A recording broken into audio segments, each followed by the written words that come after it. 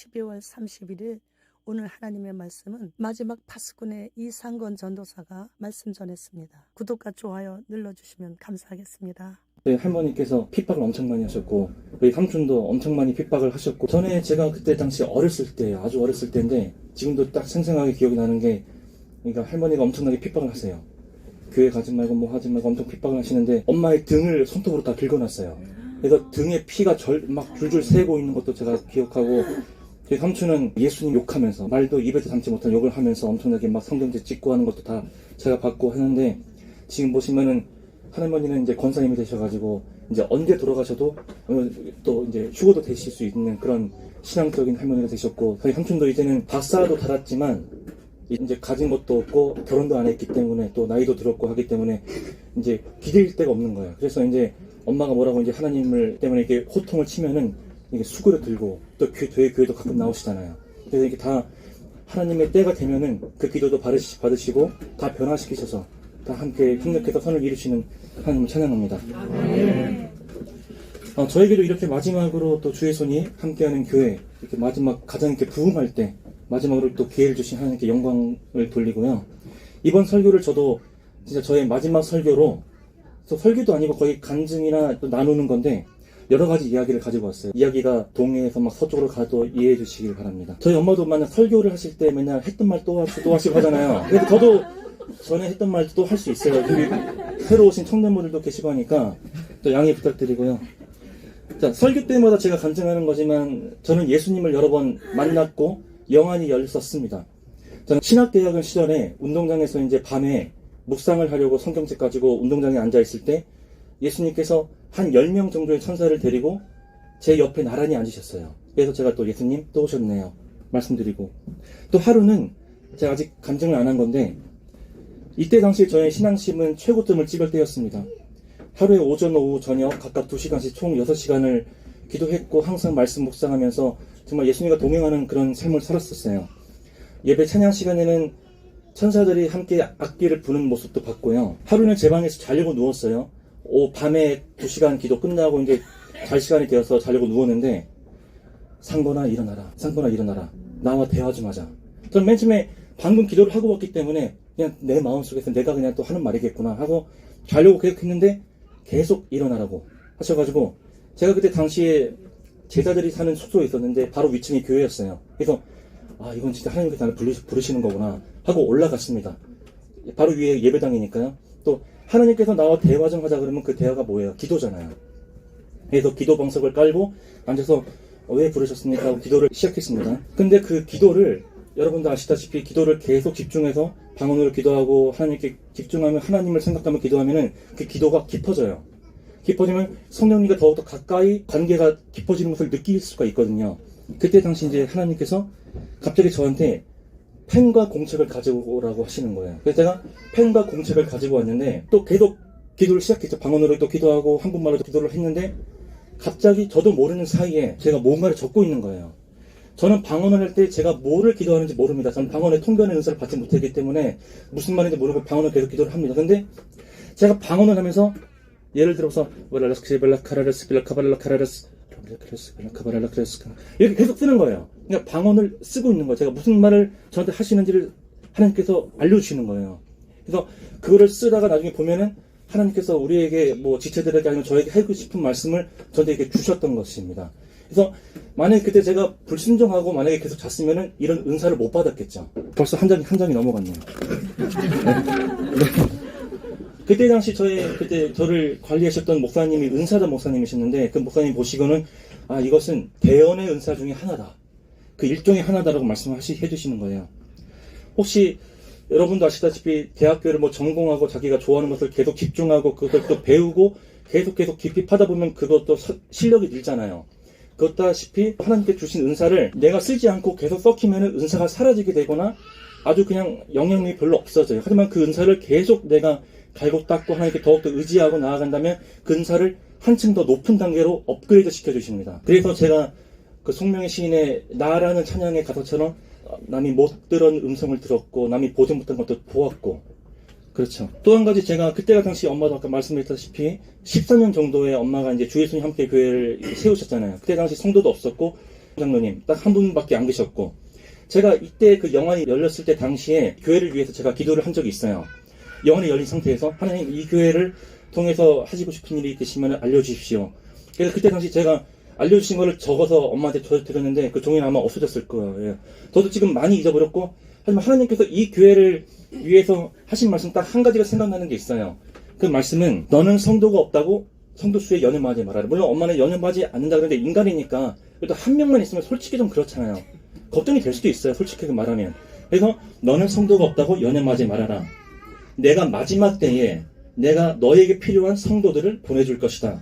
내가 사랑하는 교회이며 내가 기뻐하는 교회가 될 것이다 라고 말씀하셨습니다. 13년 전에 하나님께서 알려주신 그 마지막 때에 필요한 성도들이 바로 지금 여기 계신 여러분이십니다. 이건 영안이 열렸던 저의 자랑이 아닙니다. 저에 대한 경고였어요.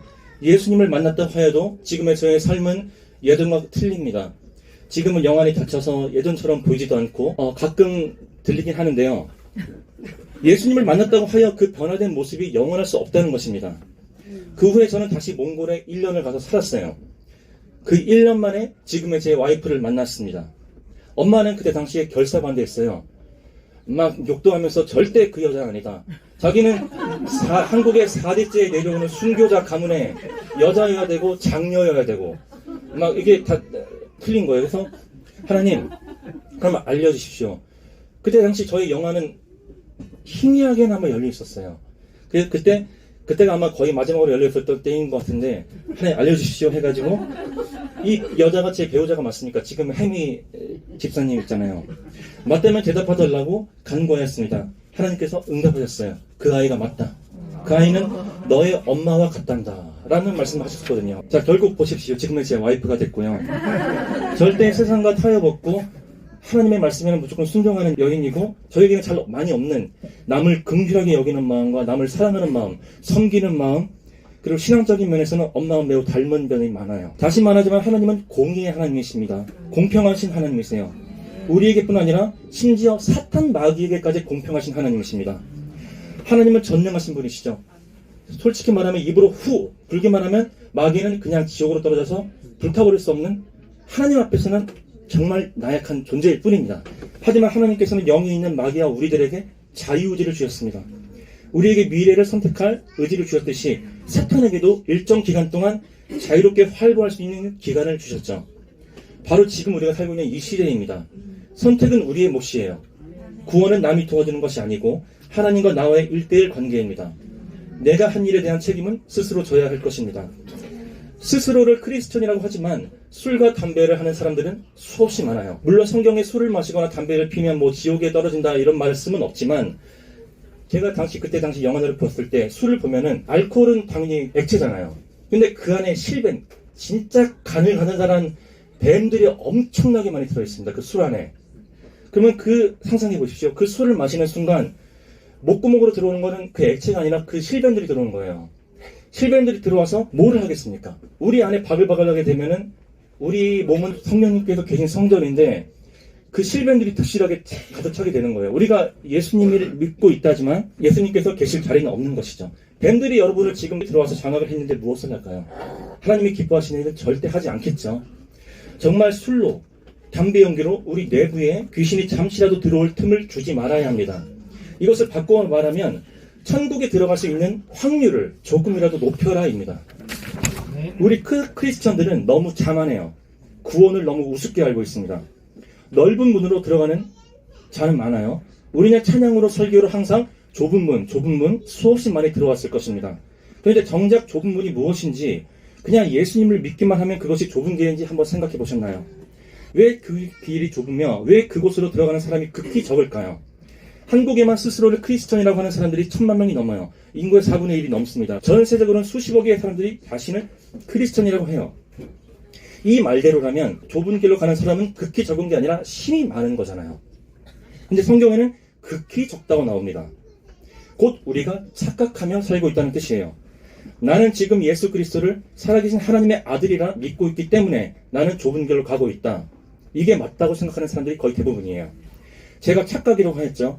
이런 영적인 착각 속에 살고 있다는 것은 또한 달리 말하면 사탄의 속임수 안에 우리는 빠져 살고 있다는 뜻이 됩니다. 그는 광명의 천사처럼 비친 것처럼 우리에게 다가오고 속삭입니다. 꿀 같은 말로 우리를 꼬십니다. 너는 예수님을 믿고 있잖아. 그럼 끝인 거야. 이제 너는 좁은 길 가운데에 있어. 네가 예수를 믿는 그 순간부터 너의 예전에 지은 죄와 지금과 미래에 지은 모든 죄를 이미 예수님께서 사하해 주셨기 때문에 너는 아무렇게나 살아도 돼. 이렇게 말입니다. 이런 저도 20대 중반까지는 구원이 쉬운 줄로만 알았어요. 그토록 신앙교육을 받고 살았는데도 불구하고 잘못 알고 있었습니다. 이 세상에서 가장 이루기 힘든 것은 바로 구원입니다. 언제 죽어도 나는 예수님을 믿고 있기 때문에 천국에 갈 거야 라고 말이죠. 저를 과대평가하는 것은 아니지만 어릴 적부터 엄마를 따라 옷살리 기도원에 살다시피 하였고 금식도 엄청나게 많이 했었고 기독교 컨퍼런스나 캠프 같은 데 가면 눈물을 쏟으며 회개하고 맨날 기뻐서 찬양하고 대만에서 몽골에서 수많은 단기 선교팀을 맞이하면서 함께 선교에 동참하였고 그 누구보다 예수님을 사랑하다고 자부했던 저였습니다. 지금 제가 하고 싶은 말은 이런 저조차도 그렇게 훈련을 받고 있었던 저조차도 구원이 쉽다라고 생각하고 살았어요. 20대 중반까지. 예수님을 만나지 못한 일반 자칭 크리스천들은 그러면 어떻겠습니까? 그들도 예수님만 믿으면 끝이라고 생각하고 있다는 것입니다. 우리 한국에 있는 크리스천들 뿐만 아니라 전 세계의 대부분의 크리스천들이 이와 같은 생각을 하고 살고 있다는 것입니다. 이게 바로 문제예요. 여러분 다시 강조하지만 구원은 쉬운 게 아니고 거저 주어지는 것, 거저 얻어지는 선물이 아닙니다. 그것을 끝까지 간직하지 못한다면 사탄에게 빼앗겨버리고 말자. 성의 없이 대충 드리는 예배와 기도는 하나님께서 받지 않으십니다. 가인의 제사처럼 말이죠. 이 구원은 예수님께서 나와 함께 우리의 죄 때문에 십자가에 달려 돌아가시며 흘리신 보혈의 공로로 얻어진 그 무엇과도 바꿀 수 없는 귀한 선물입니다. 절대 타인에게 빼앗겨서는 안 되죠. 하지만 지금의 나는, 지금의 우리는 그 구원을 가지고 있습니까? 내 삶이 좁은 길로 가고 있습니까? 아니라면 무언가에 찔리는 점이 있다면 구원을 빼앗긴 상태일 수도 있어요. 마태복음 11장 12절 세례 요한의 때부터 지금까지 천국은 침노를 당하나니 침노하는 자는 빼앗느니라. 이거를 킹 제임스 버전으로 다시 한번 읽어드리겠습니다.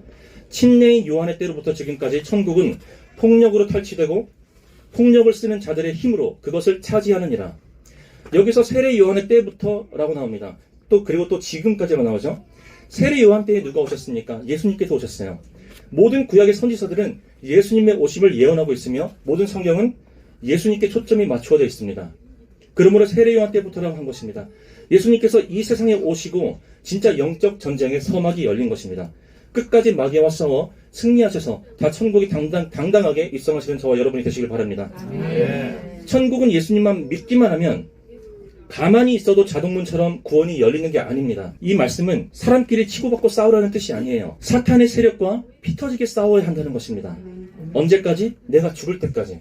내 숨이 멎을 때까지. 영물이 사탄과 어떻게 피 터지게 싸우냐고요? 온 가족이 중국의 선교사로 파송되어 성경을 또 중국어로 번역하였던 온 가족이 중국에 선교하다가 온 가족이 함께 중국에 묻힌 모리슨 선교사님의 기도 내용을 잠시 소개하겠습니다. 하나님이여 저를 어려움이 가장 많은 곳으로 보내주시고 가장 축복하기 어려운 사람들 사이에서 일하게 해주소서. 이게 그의 기도였습니다. 정말 엄청난 기도예요. 아무도 쉽게 할 수 없는 기도입니다. 자신이 사랑할 수 없는 사람을 사랑해야 하며 원수를 내 가족과 같이 사랑해야 하고 도저히 용서할 수 없는 사람을 손양원 목사님처럼 사랑해야 하고 용서해야 하고 제가 존경하는 바울 사도처럼 이 세상의 모든 것들을 배설물과 같이 여겨야 하고 그 어떤 고문과 핍박이 있다 하더라도 주기철 목사님처럼 끝까지 싸워 승리하는 이것이 바로 천국을 침노하는 것이며 영적 전쟁에서 승리하는 것입니다. 천국은 전쟁에서 승리한 자들만이 들어갈 수 있는 거룩한 곳입니다. 그곳은 거룩한 하나님이 계신 처소입니다. 거룩한 하나님이 계신 곳에 아무렇게나 예수님을 믿고 겉은 크리스천이지만 속은 아닌 사람들은 절대로 그곳에 들어갈 수 없습니다. 저도 이번 설교가 제 마지막 설교라고 생각하고 이것저것 얘기하고 있으니까 두서없이 말하는 점 꼭 다시 한번 양해 부탁드립니다. 우리가 화났다고 표현할 때 어떻게 표현하나요? 나 지금 화났어. 쟤 지금 화났대. 어떻게 표현해요? 이렇게 하죠. 이렇게. 나 지금 화났어. 이렇게 하잖아요. 마귀의 형상을 하고 있다는 거예요. 혹 생각해 보셨나요? 저도 몰랐는데 설교 준비하다가 갑자기 생각나는 거예요. 나도 모르게 이렇게 하고 있는데 이것은 사탄의 뿔 모양이에요. 우리는 어릴 적 때부터 이렇게 배워오고 습득해왔기 때문에 아무 생각 없이 화나면 이렇게 표현하는 것은 당연합니다. 이유는 간단해요. 마귀의 성품이 바로 이것이기 때문입니다. 성내고 화내고 분쟁하고 싸움과 미워함, 질투함 모든 나쁜 마음들은 이 더러운 사탄 마귀의 성품입니다. 드라큘라나 흡혈귀, 뱀파이어 같은 영화들을 한 번쯤은 보셨거나 들어보셨을 거예요. 이 귀신들은 누구의 머리에서 나온 아이디어일까요? 그냥 사람의 상상력일까요? 아니에요. 다 사탄에게 영감을 받아서 사탄의 성품을 따라 영화로 제작한 것입니다. 사탄이 사람의 피를 좋아하거든요. 지금 우리가 접하는 모든 미디어는 사탄이 관여하고 있습니다. 여러분, 사탄의 최종 목표가 무엇인지 아십니까?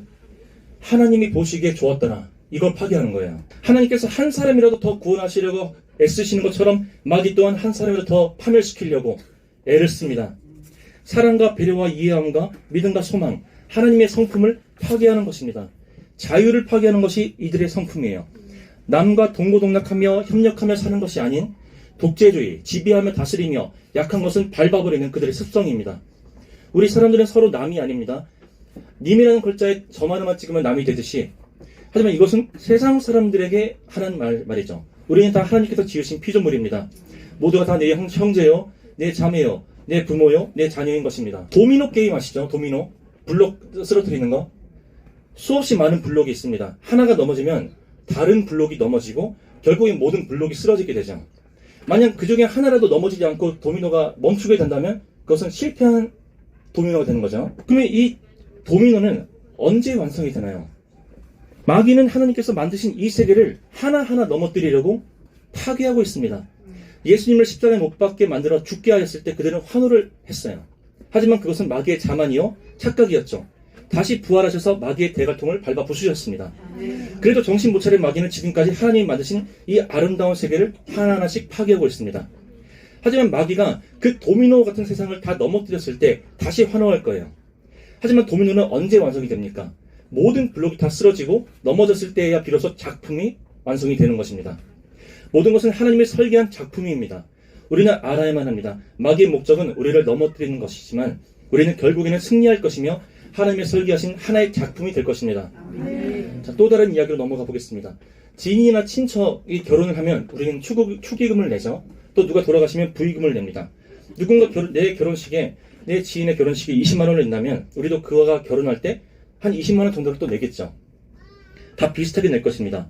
선물이나 남을 주는 일에는 인색하게 되는 것이 현실이죠. 하지만 여러분, 나쁜 일을 당했을 때, 좋지 않은 일을 당했을 때는 우리는 어떻게 변합니까? 감히 우리 딸을 건드려? 감히 나에게 사기를 쳐? 나한테 이렇게 한다고? 내가 배로 갚아줄게. 나쁜 일을 하거나 성을 낼 때는 그 감정이 배로 올라오게 됩니다. 우리가 기쁠 때, 행복할 때, 마음이 안정될 때 감정보다 불안, 초조, 걱정, 근심, 분노, 시기의 마음은 배 이상으로 커지는 것을 알게 되죠. 그 감정이 쌓여서 결국은 폭발하게 되는 것입니다. 이것이 바로 마귀의 성품이며 이 세계를 주름잡고 있는 이 땅의 임금의 저주입니다. 우리는 이거를 이겨내야만 할 것입니다. 요한복음 9장 4절, 때가 아직 낮음에 나를 보내신 이의 일을 우리가 하여야 하리라. 밤이 오리니 그때는 아무도 일할 수 없느니라.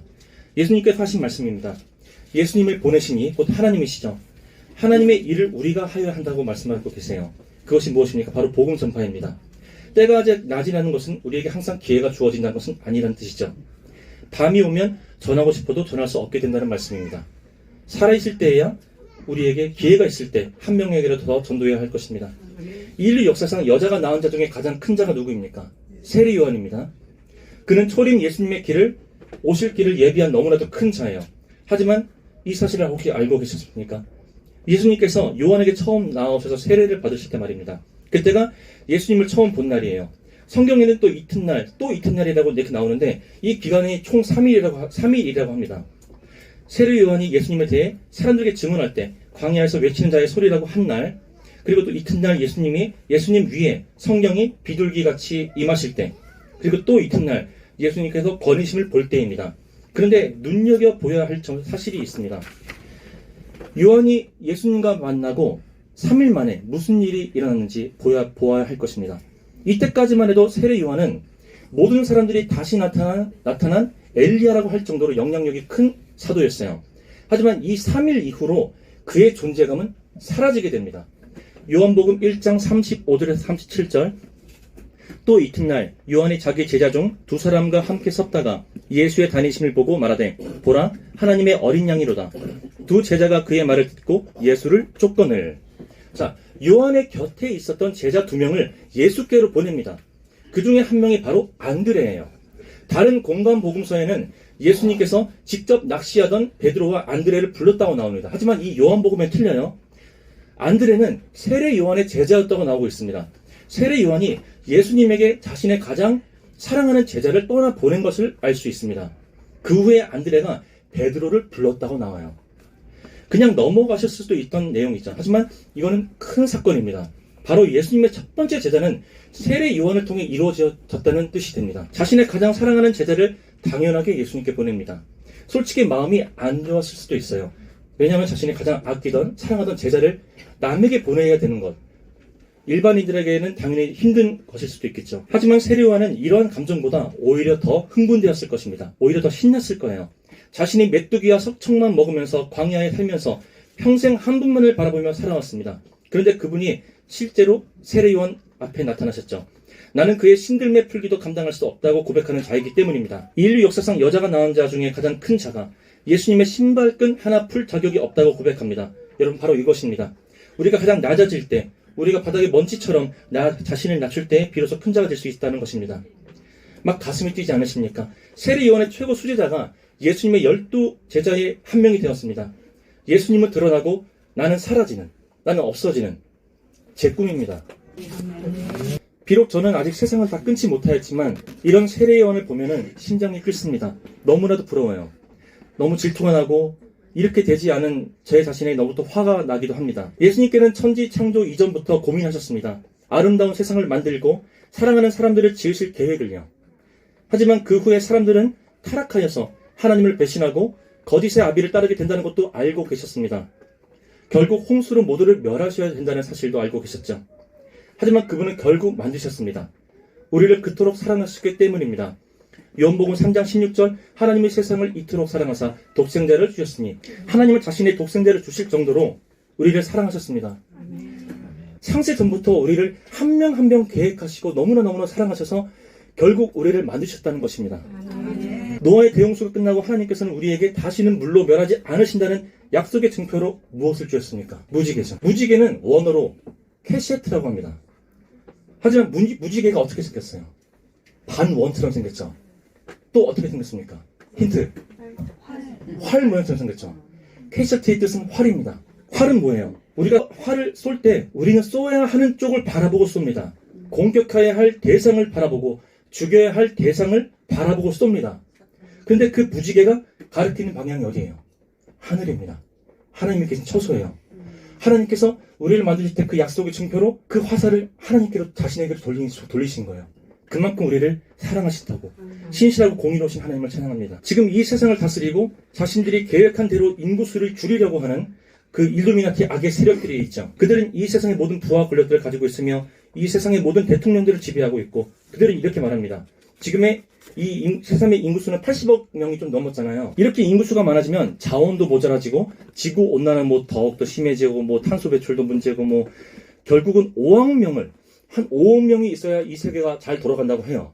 그래서 이 5억 명까지 줄이는 목표로 세우고 있는데 일론 머스크가 한 인터뷰가 있는데 이 지구가 유지되려면 인구가 줄어서는 안 되고 오히려 늘어야 한다는 사실을 실토했어요. 그렇게 말을 했어요.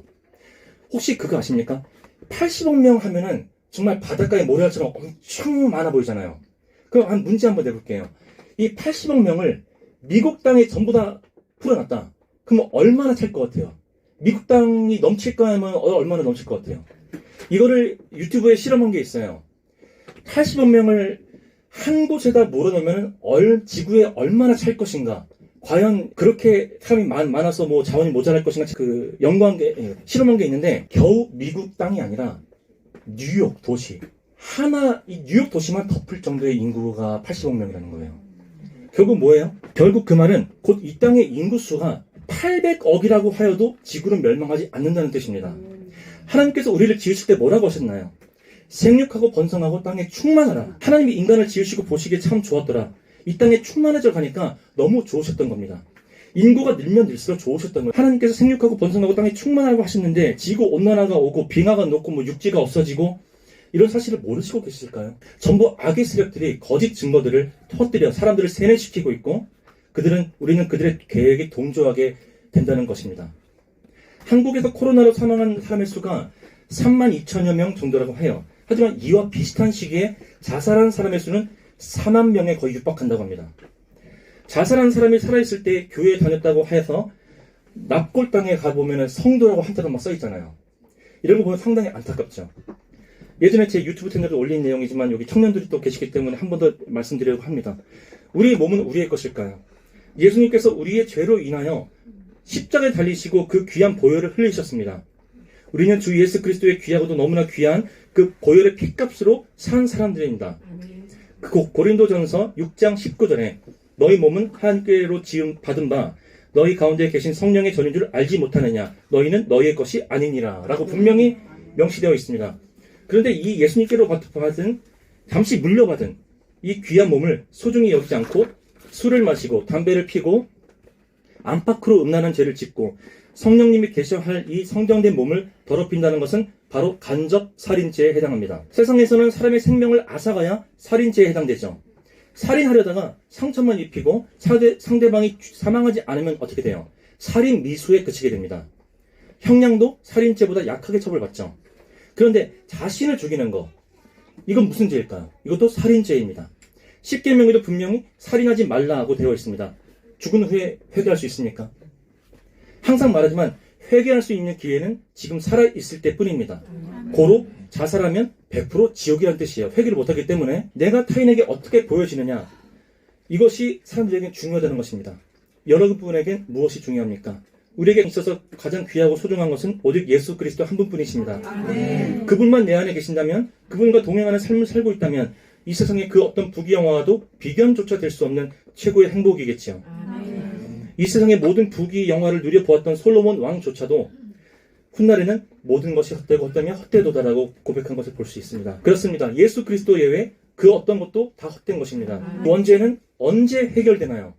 바로 우리가 예수 그리스도를 믿고 그의 이름으로 회개하여야만 사함받습니다.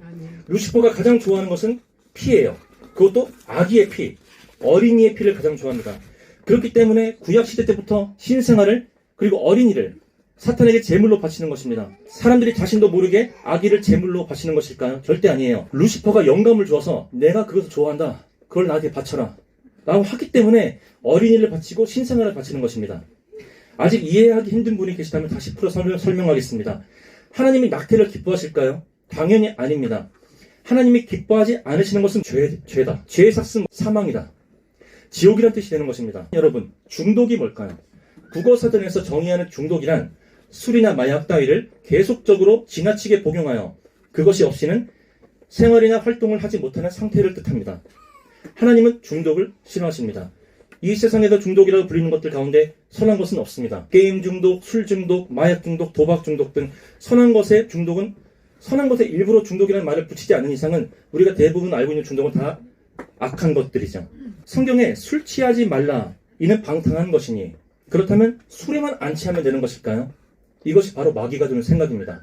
이것까진 괜찮겠지 라며 세상과 곧 마귀와 타협하는 것이 되버리는 거죠. 악은 모양이라도 버려야 할 것입니다. 쳐다보지도 말아야 할 것이죠. 이제부터 오직 예수님께만 중독되시길 바랍니다.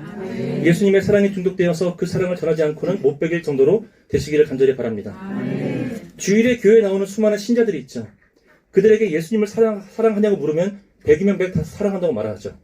하지만 어떤 방식으로 그 사랑을 표현하고 있냐, 혹은 나누고 있는지 물어보면 조용해지는 것을 알 수 있습니다. 하루에 얼마나 기도하냐, 하루에 얼마나 말씀 읽냐 물어보면 대부분 다 조용해져요.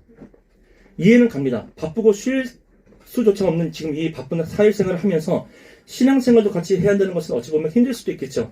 하지만 이것을 달리 말하면 말뿐인 사랑이라는 것입니다. 말로는 무엇이든지 할 수 있습니다.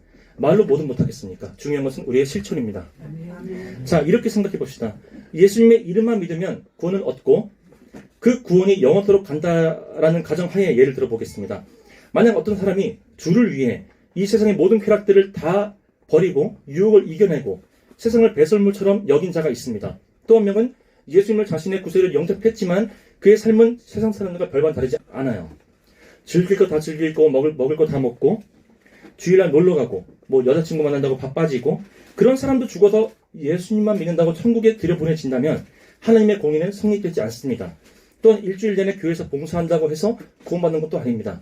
하나님은 살아계셔서 지금도 역사하고 계시는 분이십니다. 그분은 우리의 개개인의 중심을 보십니다. 하나님보다 더 보고 싶은 존재가 있고 즐기고 싶은 쾌락이 존재한다면 그것은 곧 우상 숭배가 되어버립니다. 꼭 불상에 가서 절을 하거나 다른 신을 믿어야만 우상 숭배가 아니라는 뜻입니다. 하나님은 우리에게 종교를 주신 적이 없습니다. 종교는 사탄이 사람들의 연약함을 간파하여 그들이 의지할 수 있는 다른 가짜 신들을 만들어 숭배하게 만들고 의지하게 만드는 것뿐입니다. 기독교란 말 자체도 사실은 없어져야 할 말이죠. 기독교의 기독이란 그리스도를 뜻합니다. 그리스도교란 뜻이에요. 하지만 우리는 교가 아닙니다. 그분은 이 세상의 유일하신 신이시며 우리의 구세주이시며 우리의 아버지 되십니다. 또 다른 이야기로 넘어가 봅시다. 은행이나 다른 곳에서 돈을 빌리면 이자를 받죠. 이자라는 것 자체가 사탄이 만들어낸 것입니다. 하나님은 우리에게 모든 것을 거저 주셨습니다. 모든 것을 누리라고 하셨죠. 하지만 사탄은 우리에게 누리는 대신에 그에 대한 조건을 바라고 대가를 바랍니다. 우리를 수렁 속에 몰아넣기 때문이죠. 우린 이 세상에도 사랑한다고 늘 말하던 예수님께는 어떻게 이 사랑을 표현하고 계십니까?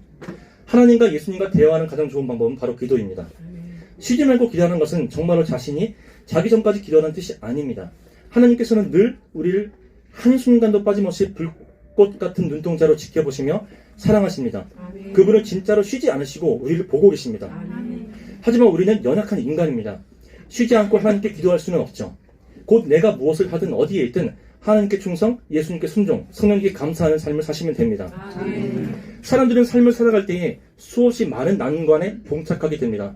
그리고 삶에 대해 두려움을 가지고 있으며 항상 근심 걱정을 하며 살아갑니다. 사람은 굶는다는 공포를 이기기 위해서 일을 합니다. 수익이 있어야 삶을 이어나갈 수 있기 때문이죠. 또한 사람들은 외로움이라는 공포심을 이기기 위해 사람들을 만납니다. 공포심 때문에, 그리고 하지만 인간이라면 절대로 이길 수 없는 죽음이라는 공포심 앞에서는 결국 신을 찾게 돼요. 사람들은 기대고 의지할 수 있는 존재를 필요로 합니다. 그렇게 지음받은 존재들이에요. 물론 사랑하는 사람과 만나서 결혼하여 서로에게 의지하고 기대어 살아갈 수는 있습니다. 하지만 사람이 사람에게서는 100%의 만족을 얻을 수 없어요. 다 같은 부족한 사람이기 때문입니다. 우리에게 참된 위로와 사랑을 줄 수 있는 분은 오직 예수 그리스도 뿐이십니다.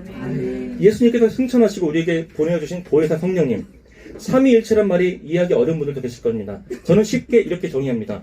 제 몸의 비유를 해보겠습니다. 제 몸은 하나지만 지체는 여럿이죠. 머리도 있고 손도 있고 발도 있잖아요. 하나님은 두뇌이신 머리이십니다. 저것을 가지고 와야겠다 생각하면 그 즉시 뭐가 나가요? 발이 나갑니다. 곧 머리는 명령합니다. 발은 머리의 뜻에 따라 순종하며 나아갑니다. 바로 예수님이십니다. 그리고 그것을 가지고 오는 것은 손입니다. 그것을 이루시는 능력, 바로 성령님이십니다. 유튜브에 크리스마스 예배 축제, 신년 예배 축제를 하는 교회들의 영상이 많이 올라옵니다. 그런데 하나의 공통점이 있더군요. 예수님의 탄생을 축하하고 찬양하고 하는데 복장은 다 산타 복장이에요. 여자는 산타 복장을 입고 남자는 산타복과 산타 모자 그리고 산타 수염까지 하고 있어요. 아주 난리가 났습니다. 과연 이 예배를 하나님께서 받으실지도 솔직히 의문이에요. 엄마도 항상 설교했지만 이 SANTA, 산타의 이 N의 위치만 마지막으로 옮기면 사탄이 됩니다. 이 산타의 이름은 누구의 영감을 받아 만들었을까? 이것도 당연히 사탄의 영감을 받아서 만든 이름이기 때문입니다. 사탄은 항상 배고픈 맹수와 같이 두루다니면서 삼킬자를 찾고 있어요. 그들의 레이더에는 예수님을 믿지 않는 일반 세상 사람들은 걸리지 않습니다. 오직 자칭 크리스천이라고 하는 기독교인들에게만 집중합니다. 넓은 길로 가고 있는 비기독교인들은 관심이 없어요. 계속 그대로 미혹당해 살거든요. 사탄은 좁은 길로 가고 있는 자들에게 온 관심과 집중을 합니다. 틈만 보이면 바로 세상 것들로 자신이 다스리고 있는 발전된 이 현대 사회로 미혹을 합니다. 다시 좁은 길로 들어가려면 그만큼 더 힘이 들게 되죠. 하나님은 우리의 미래를 아십니다. 근데 천사도 사탄도 우리의 미래를 알아요. 영물이기 때문입니다. 그래서 하나님이 쓰실 사람들을 더욱더 공격하는 것입니다. 참소까지 하면서요. 마귀는 결국 자신이 어떤 비극적인 결말을 맞게 될지 알고 있어요. 결국에 지옥에 가게 될 것을 알고 있습니다. 누가복음 13장 24절 좁은 문으로 들어가기를 힘쓰라 내가 너희에게 이르노니 들어가기를 구하여도 못하는 자가 많으리라. 마태복음 7장 14절 생명으로 인도하는 문은 좁고 길이 협착하여 찾는 이가 적음이니라.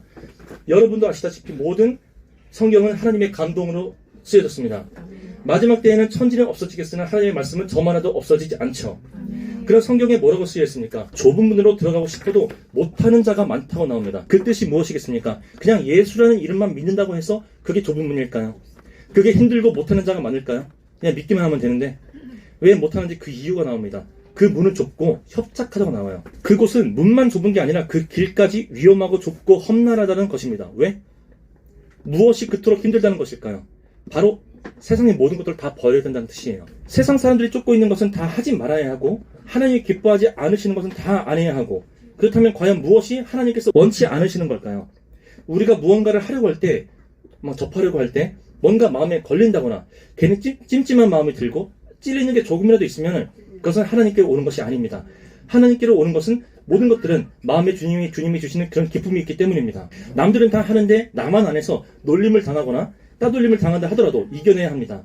예를 들어 회식 자리에서 상사가 술을 권하는데 절대적으로 거부해야 합니다. 설령 이로 인해 찍혀서 회사 생활이 어렵거나 또한 회사에서 나와야 할 정도가 되어도 결코 세상과 타협해서는 안 됩니다. 그것이 바로 그리스도인입니다. 세상에 80억 인구가 나에게 등을 돌린다 하더라도 내 배우자가, 내 자녀들이, 내 부모가, 내 친구들이 나를 떠난다 하더라도 절대 눈길조차 줘서는 안 됩니다. 이 세상의 모두가 나의 적이라고 하여도 나를 태초 전부터 계획하시고 사랑하셔서 불꽃 같은 눈동자로 졸지도 아니하시고 주무시지도 아니하시며 나를 지켜봐주시는 예수님이 계시기 때문에 오직 예수 그리스도 한 분만으로 만족하시죠. 모두가 날 버려도 예수님은 절대 우리를 버리시지 않으십니다. 제가 딱 20살 되던 해에 몽골로 갔습니다. 그런데 이제 내일이 되면 한국 나이로 40살이 돼요. 정말 거짓말 하나도 안 보태고 정말 몽골에서 대학교를 다닌 지 얼마 안 된 것 같아요. 진짜 그렇게 느껴져요. 세월이 정말 빠릅니다. 앞으로 우리에게 시간이 많이 남아서 막 100세까지 살 거 아니잖아요. 우리 여기 계신 분들은 다 예수님께 곧 오신다는 걸 알고 있잖아요. 금방입니다. 저에게 남겨진 사명이 있어서 아마 남겨질 수도 있겠지만 정말 이 세상 솔직하게 말하면 솔로몬이 말한 것처럼 다 헛된 세상입니다. 역사상 가장 부자는 솔로몬이죠. 가장 천재도 솔로몬이에요. 가장 키 큰 사람으로 이름을 올린 자는 골리앗입니다. 여자가 낳은 자 중에 가장 큰 자는 세례요한이에요. 가장 힘든 사람은 삼손입니다. 가장 장수한 사람은 무드셀라죠. 성경에 다 나와 있습니다. 하지만 한 가지 정확하게 이름이 기재되어 있지 않은 항목이 있죠. 예수님을 가장 많이 사랑한 사람은 누구일까요? 이것만큼은 다른 사람에게 빼앗기지 않으시길 바랍니다. 항상 예수님께 고백하시고 저와 여러분이 되시길 바랍니다. 예수님 너무 사랑합니다. 예수님, 제가 예수님을 세상에서 가장 많이 사랑합니다 라고 말이죠. 사랑은 혼자로는 이룰 수 없습니다. 왕래가 있어야죠. 사랑을 주기만 하고 받지 않으면 그것은 진짜 사랑이 될 수 없고 이루어질 수 없는 것이 되어버립니다. 사랑은 두 명의 마음이 서로 하나가 되어야 합니다. 예수님을 입으로 사랑한다고 말하는 것이 아닌 내 모든 것으로 표현하시기 바랍니다. 베드로가 예수님을 3번 부인하였죠. 그 후에 무슨 일이 일어났습니까? 예수님께서 베드로에게 너는 나를 누구라 하느냐 라고 물으시고 너는 나를 사랑하느냐고 3번 물으셨습니다. 베드로가 가지고 있던 그 무거운 죄책감을 한 번에 다 씻어주신 것입니다. 예수님께서 베드로에게 어떤 마음인지 모르셔서 물어보셨을까요? 예수님께서는 그 입에서 나오는 진실된 고백을 듣고 싶으셨던 것입니다. 예수님도 우리처럼 인격을 가지신 분이십니다. 우리를 끝까지 사랑하시지만 그분도 우리와 같이 우리의 사랑을 받고 싶어 하십니다. 하나님은 질투의 하나님이시죠. 나의 다른 신, 곧 세상 것들을 품지 말라고 하십니다. 지금 사탄이 가장 열내면서 이루려 하는 계획 중 하나가 여러분도 다 아시다시피 우리의 DNA를 변형시키는 것입니다. 친자 검사를 뭘로 합니까? DNA 검사로 하잖아요. 아버지와 자녀의 DNA는 같습니다. 사탄은 이것을 변형시키려고 하고 있어요. 친자였으나 친자가 아니게 되어버리는 것이죠. 세상을 분별해서 게임에 넘어가지 않으시길 바랍니다. 세례 요한이 필사적으로 외쳤던 말이 무엇입니까? 예수님께서 필사적으로 외치셨던 말이 있어요. 바로 회개하라, 천국이 가까웠다. 하나님의 유일하신 아들 예수 그리스도와 여자가 낳은 자 중에 가장 큰 자라고 하는 세례 요한이 가장 많이 외치셨던 그 말, 회개입니다. 예수님을 믿는 우리가 가장 많이 외치고 행해야 할 것이 바로 이 회개일 것입니다. 회개 없이 천국은 절대 없습니다. 수많은 믿지 않는 자들은 말합니다. 죽기 전에 회개할게. 그리고 예수님 믿을게. 이것은 반은 맞고 반은 틀린 말입니다. 맞는 말은 세상적으로 평생 살다가 죽기 전에 진심으로 예수님 믿고 회개하고 예수님을 내 구주로 영접하면 천국 가요. 그건 맞습니다. 틀린 말은 그 사람은 자신이 언제 죽을지를 모른다는 것입니다. 1분 뒤에 어디에서 무슨 일이 일어날지 우리는 모릅니다. 그렇게 나약한 존재이기 때문이죠. 자칭 크리스천들입니다. 하지만 크리스천은 인간이 아닙니까? 인간이라면 모두가 죄를 짓습니다. 의는 없나니 하나도 없습니다.